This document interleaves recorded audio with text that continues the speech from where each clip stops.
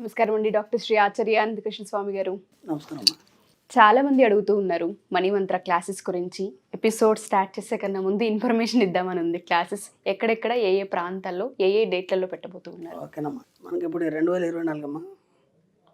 మనకి August 4th అమ్మా విజయవాడలో ఉంది. ఇప్పుడు జస్ట్ 2 రోజుల్లో. అలాగే 18 ఆగస్టు వచ్చి హైదరాబాద్లో ఉంటుంది. మళ్ళీ regular class 18 August Hyderabad.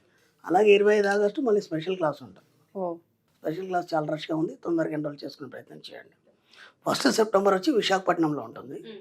8 September వచ్చి తిరుపతిలో ఉంటుంది. అలాగే 15 సెప్టెంబర్ వచ్చి మళ్ళీ రాజమండ్రిలో ఉంటుంది. అలాగే 29 సెప్టెంబర్ వచ్చి అనంతపురంలో ఉంటుంది. నమస్కారం డాక్టర్ శ్రీ ఆచార్య అనంతకృష్ణ స్వామి గారు. నమస్కారం అండి. ప్రీవియస్ వీడియోలో మనం మంచి ఒక చక్కటి కుటుంబ కథా చిత్రం లాంటి వీడియోని డిస్కస్ చేసుకున్నాం. ఎస్, ఖర్చు మీ సంపదను నిర్ణయిస్తుంది. ఎస్, అండ్ అందులో మీరు చెప్పినటువంటి ఒక చక్కటి మాట ఏదైనా ఉంది అని అంటే, కుటుంబం అంతా కలిసి ఒకరోజు రెస్టారెంట్లోనూ బయట ఎక్కడ స్పెండ్ చేస్తే తెలుస్తుంది అని చెప్పి. ఆ టైం ఎప్పుడైతే షేర్ చేస్తారో నిజంగా తెలియనటువంటి పాజిటివ్ అట్మాస్ఫియర్ ఇంట్లో దొరుకుతూ ఉంటుంది. రెండోది, మనం ఎక్కడ ఎప్పుడు ఎలా స్పెండ్ చేస్తే మనం ఎటువైపు నుంచి మల్టిపుల్ ఇన్కమ్ సోర్స్ క్రియేట్ చేసుకోవచ్చు అనుకున్నటువంటి ఆలోచన కూడా అక్కడే స్టార్ట్ అవుతాయి. చాలా డీప్ మీనింగ్తో కూడుకున్నటువంటి విషయాలు చెప్పడం జరిగింది. సంయుక్త ఆలోచన, దాంతోపాటు ఇంకొకటి సృజనాత్మక ఆలోచన అంటే ఊహాశక్తి, సంయోజిత ఊహాశక్తి, సృజనాత్మక ఊహాశక్తి. ఆ థియరీ ఏదైతే ఉందో నిజంగా నన్ను కదిలించింది. అంటే మనం బుక్స్ చదివేటప్పుడు మాత్రమే అలాంటి పదాలతో కూడుకున్నటువంటి నరేషన్ చూస్తాం. అది మీ దగ్గరే అంటే సంయుక్త ఊహాశక్తి అని అంటే నలుగురితో పాటు నారాయణ అంటే సంయోజిత ఊహాశక్తి. అది మన సమాజం నుంచి నేర్చుకునే నలుగురుతున్నారు. నువ్వే కొత్తగా సృష్టిస్తావు. You are the creator of your world. నేను నీ జీవితాన్ని నువ్వే సృష్టించుకుంటా. అంత మంచి వ్యాలిడ్ పాయింట్స్ చెప్పారు మీరు. Thank you so much. 650 Manimantra video మళ్ళీ రౌండ్ ఫిగర్ వచ్చింది. సో ఈ వీడియోలో ఏం చెప్తున్నారు? ఇక్కడ మనము ఎంతమంది చెప్పుకున్నాం కదా. ఇప్పుడు నేను చెప్పాను, ఇప్పుడు ఎవ్రీ మంత్ స్టార్ హోటల్ వెళ్ళాలి పిల్లల్ని తీసుకొని, లేదంటే ఒక మంచి టూర్ వెళ్ళాలి. ఇవన్నీ మనం ఎందుకు యాటిట్యూడ్ని అలవాటు చేస్తున్నామంటే, ముఖేష్ అంబానీ వాళ్ళు కొంత పెద్ద వాళ్ళ స్టోరీలు చెప్పుకున్నప్పుడు వీళ్ళు ధీరుబాంబాయిని వాళ్ళు ఎవరైతే వర్కర్స్ ఉన్నో వాళ్ళతో పాటు పనిచేస్తుంటే రోడ్ సైడ్ టీ తాగితే 5 రూపాయలు. ఓకేనా. ఇతను ఏం చేస్తాడంటే పెద్ద రెస్టారెంట్కి వెళ్ళి 100 రూపాయలు పెట్టి టీ తాగేది. అయితే వీళ్ళ కొలీగ్స్ అందరు ఉంటారు కదా, వాళ్ళందరూ అడిగేది ఆయనకి ఏమనంటే, అదేంట్రా మేము ఇక్కడ తాగుతుంటే నువ్వు అక్కడికి వెళ్ళి తాగుతావు 100 రూపాయలు పెట్టి అంటే, ఆయన అనేది 5 రూపాయలు టీ తాగితే ఇక్కడ నేను కూర్చున్నాను అనుకో, మన దరిద్రాలే చెప్పుకుంటాం.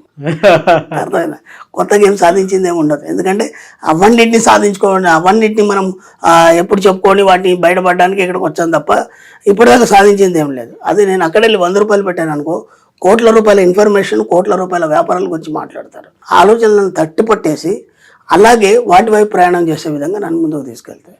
అవే అయింది కదా ఈరోజు ఆయన అంత కోటీశ్వరుడు కావడానికి కారణం అదే కదా.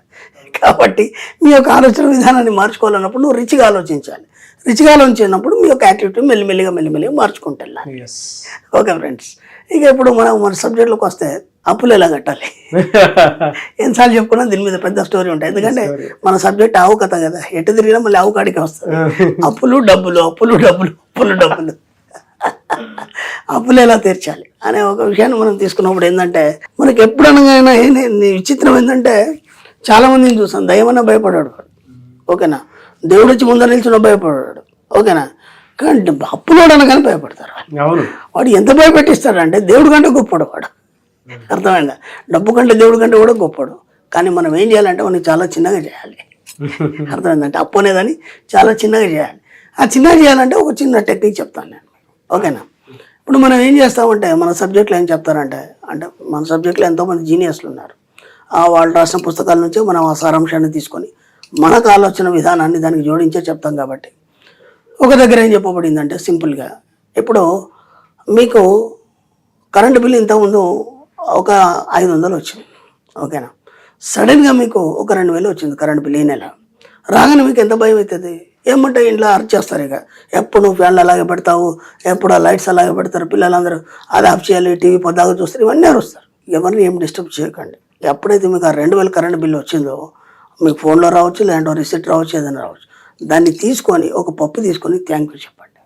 ఓకేనా. ఎందుకు చెప్పాలి? ఆ 2000 మీకు డబ్బు వచ్చినట్టు ఫీల్ అవ్వండి. ఇది ఒక ఎక్సలెంట్ టెక్నిక్. ఆ 2000 మీకు డబ్బు వచ్చినట్టు ఫీల్ అవ్వండి. ఆ 2000 మీకు ఏదో రకంగా విశ్వం మీకు ఇచ్చినట్టు ఫీల్ అవ్వండి. ఓకేనా.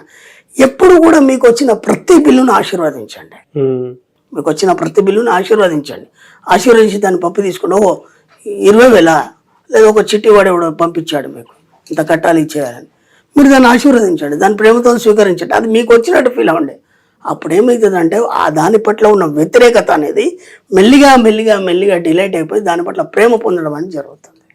అది ఏదైనా కావచ్చు. మనకేమనిపిస్తుంది అంటే అమ్మ వాడు ఫోన్ చేశాడు అయిపోయింది, ఇప్పుడు వాడు అరుస్తాడు, వాడు ఇక్కడ వ్యతిరేకించకండి, ఎక్కడ కూడా వాడిని ప్రేమించండి. ఎందుకంటే నీ అవసరం కోసమే తెచ్చుకున్నావు కదా, నీ సిక్కుల కోసం ఇవన్నీ వాడుకున్నావు కదా, వాడికి థ్యాంక్స్ చెప్పకపోతే ఎట్లా? మరి అది బిల్ రాగానే మళ్ళీ నువ్వు అంత గట్టిగా అరవడం ఎందుకు? అర్థమవుతుందా లేదా? ఆ సుఖాన్ని పొందినప్పుడు ఒక ఫ్యాన్ పెట్టుకున్నావు, ఆ రిలాక్సేషన్ పొందావు, ఏసీ పెట్టుకున్నావు, దాని యొక్క కూలింగ్ని అనుభవించావు, నీకు ఎంత ఆనందాన్ని ఇచ్చింది మనసుకి, శరీరానికి.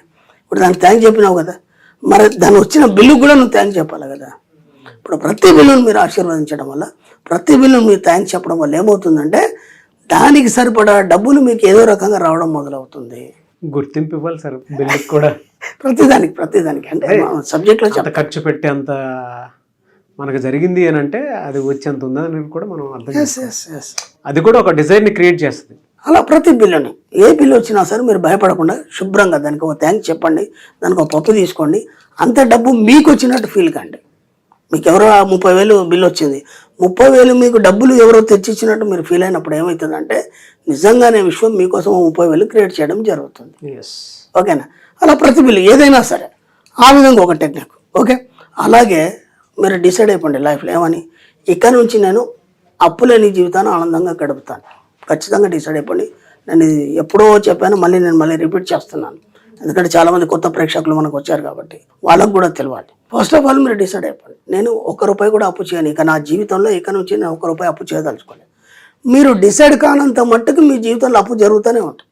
ఎందుకంటే మీకు ఒక ఆలోచన ఉంటుంది కదా, ఇప్పుడు ఫస్ట్ వచ్చింది ఎవరెవరికి అడిగి పెట్టారు, భయం లేదు, ఎందుకంటే వాడు ఇస్తాడు, తీసుకోవచ్చు. మళ్ళీ 15 డేస్ కాగానే ఉన్న డబ్బు అంతా అయిపోద్ది. మళ్ళీ 15 డేస్ ఎలా గడవాలి ఇప్పుడే ప్లాన్ వేశారు. పలానా దగ్గర మనం తీసుకురావచ్చు డబ్బు, వాడు ఇస్తాడు, లేదంటే ఇక్కడ చిట్టేసిన మీద వస్తుంది. ఇట్లాంటి ఆలోచనలు ఉంటాయి కదా మనకి. వాటన్నిటి పక్కన పెట్టేసి గట్టిగా నిర్ణయం తీసుకోండి. ఒక 15 రోజులు ఆ నిర్ణయం మీద కట్టుబడి ఉండండి. నేను ₹1 కూడా అప్పు చేయదలుచుకోలేదు, ఎంత ఘోరమైన పరిస్థితులు వచ్చినా సరే ఒకసారి కఠినంగా ఉండండి. ఇన్నేళ్ళ జీవితంలో ఒక 15 రోజులు కఠినంగా ఉండండి. 16వ రోజు నుంచి డబ్బు రావడం స్టార్ట్ అయింది. నేను సిఓస్ బుక్ దాంట్లో కూడా చెప్పాను. ఎస్, నేను నిజంగా చెప్తున్నాను. సిఇఓస్ బుక్ లో అంటే నేను అనంతకృష్ణ స్వామి గారు చేసినటువంటి the CEOs book mister Nag అని చెప్పేసి కొట్టినా కూడా మీకు వస్తుంది. ద సిఇఓస్ బుక్ అనంతకృష్ణ స్వామి అని చెప్పేసి మీరు కొట్టినా కూడా అనంతకృష్ణ స్వామి గారి అయితే ఇంటర్వ్యూ ఉంటుంది, అది చూడొచ్చు మీరు. అందులో చాలా టెక్నిక్స్ను లైఫ్ స్కిల్స్కి కావాల్సినటువంటి కొన్ని డెసిషన్ మేకింగ్స్ ఉంటాయి. ఆయన ఎప్పుడు ఎక్కడ ఏ విధంగా డెసిషన్ తీసుకున్నారో చూడడానికి ఆయన ఫన్నీగా చెప్పినట్టు ఉంటుందేమో, కానీ అంటే సునాయాసంగా వెళ్ళిపోయింది మా ఇంటర్వ్యూ. చాలా డెప్త్ ఉంటుంది. సో ఒకసారి మీరు చూడండి అది కుదిరితే. కాబట్టి ఇప్పుడు ఏమైపోయింది, 15 రోజులు కట్టి నిర్ణయం తీసుకున్నావు ఏమని, నేను ₹1 కూడా అప్పు చేయను అని చెప్పేసి. తీసుకోగానే ఏం చేస్తుంది, చూస్తుంది, విశ్వం కూడా ఆలోచిస్తుంది వీడు దాని మీద కట్టుబడి ఉన్నాడా లేదా. 1 రోజు 2 రోజులు ఎంతో కఠినమైన సిచ్యువేషన్ వచ్చింది, అయినా సరే నువ్వు చేయలేదు. అరే వీడు మాట మీద ఉన్నాడు కాబట్టి వీడికి ఇవ్వాలి. 16 రోజు నుంచి ఏదో రకంగా మెల్లే డబ్బు రావడం స్టార్ట్ అవుతుంది.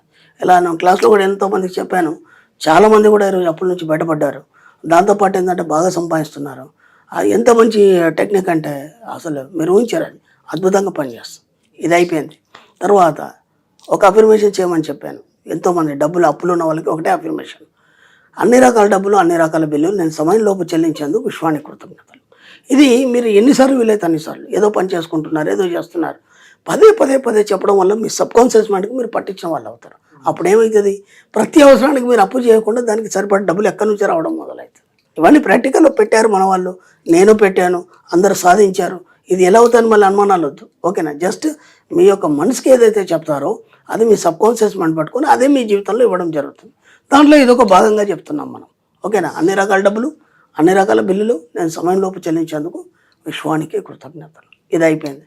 ఆ తర్వాత జస్ట్ రోజు రాత్రి పడుకొని నిద్రలోకి చేరే ముందు డబ్బు సంపద అనుకుంటే నిద్రపోండి. అయిగా మీరు ఏదైతే చెప్తారో అది మీ సబ్కాన్షియస్ మైండ్ పట్టుకుంటుంది. మెల్లిమెల్లిగా మీరు అప్పుల నుంచి బయటపడతారు, హాయిగా ధనవంతులు అయిపోతారు, అన్ని రకాలుగా ఆనందాన్ని పొందుతారు. ఇప్పుడు మీరు దీన్ని బట్టి ఏమర్థమైంది మీకు?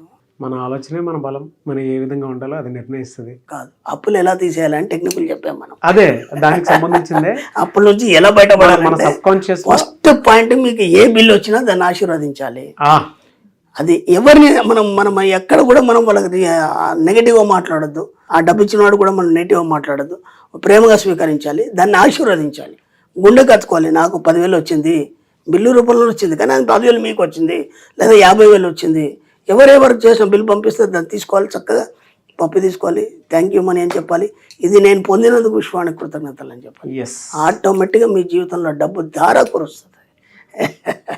Fantastic and thank you sir, thank you so much doctor Shri Acharya Krishna Swamy garu. Thank you అండి.